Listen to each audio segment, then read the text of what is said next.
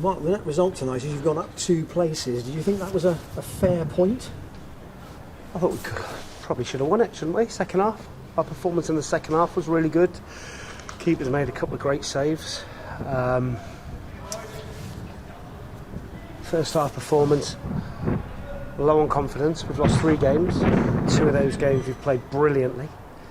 And the players are like, we've played really well, got nothing for it. So they're a little bit tentative tonight. No atmosphere in the stadium in the first half. It's understandable with what's been going on, and it's a really difficult place to play, especially attacking that goal. So it's a soft goal we conceded from a corner, free header. But after that, once we got in at half time, we changed a couple of bits. I thought we were really good in the second half. I thought the commitment, the effort was great, and we had some goal-mouth action. Was it similar to Saturday in a way, that the second half was better than the first? No, we didn't have anywhere near as much goal-mouth action on Saturday as we did tonight, and that was the aim tonight, was to try and get the ball forward a bit quicker with 2 bigger strikers. First half we got in good areas but didn't deliver the cross. Second half we did.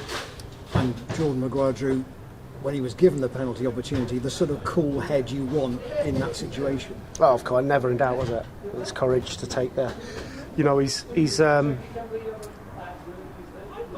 been in great form, but there's reasons for that. But he's a fantastic player, and I never had any doubts he'd score. Is he a confidence player?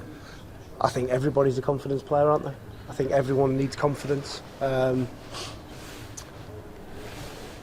But he will prove his worth to the football club, I'm sure. In the first half, Grant Smith made 1 excellent save and Owen Bevan 1 very good clearance to keep you at 1-0. In the end, in the final analysis, those 2 moments were just as important as the goal. Maybe, but you can say the same about their goalkeeper in the second half. He made a brilliant save off Fisher. And we had bits and pieces across the 6-yard box where I thought we were going to go and nick it. So they were slightly better than us in the first half, but that came from us giving them energy with a soft goal, which then affected our confidence and our enthusiasm a little bit more. And we could have easily gone under a little bit, but the players are a bit tougher than that. So you got a bit of a bounce out of the second half, you think, then, going forward? I think so. I'd have enjoyed watching it, and like I say, there was plenty of action. We tried to get forward, we tried to get numbers in the box, and I think we deserved to win in the second half. They're a good team, Altrincham, really well coached, some good players. They've been beating a lot of teams. I think they win 4 on a bounce before tonight, 3 on a bounce, but a lot of goals, and they've beaten some big teams, so that's a good point for us. Impossible not to talk about the ownership situation today. How quickly do you think the impact of that can be felt? As regards to?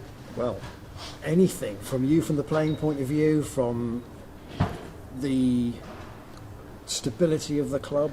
Well, I think first and foremost, that's the most important one, is to get this club back on its feet and to give it a little bit of love and care that it deserves, because it's been run down for a long time. I think that's the first thing. I think then it's to recapture the enthusiasm of the fans, because this place can be a fortress.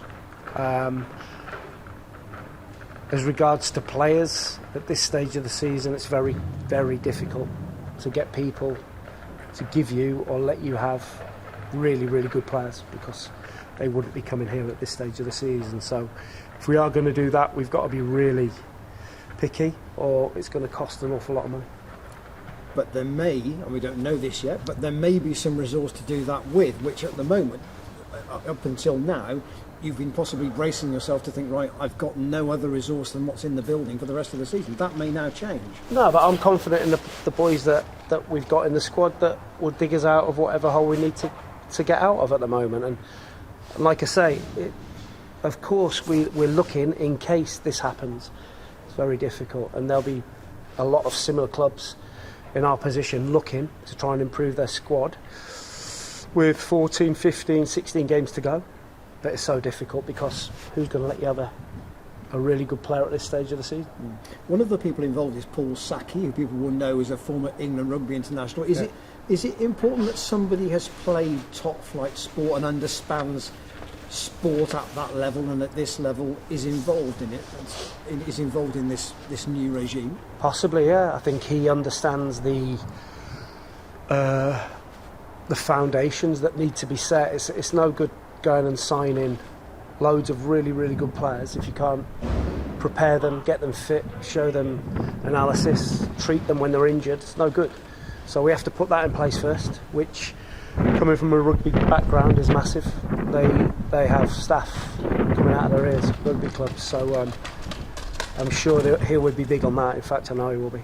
Do you hope to sort the physio situation quickly now that this has happened? It's not as easy as you think to get a physio to come and be full-time at lower league football, because they can earn an awful lot of money in private practices, NHS.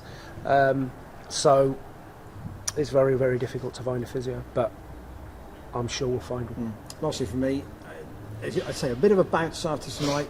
2 more home games in the next 7 days. Yeah. You'd love 6 points out of those, wouldn't you? Yeah, we've got to take any points at the moment are welcome, but like you say, we've earned a point tonight and moved up 2 places. So all I can ask is that effort from the boys, and then if we can show a little bit of quality as well, we'll be all right.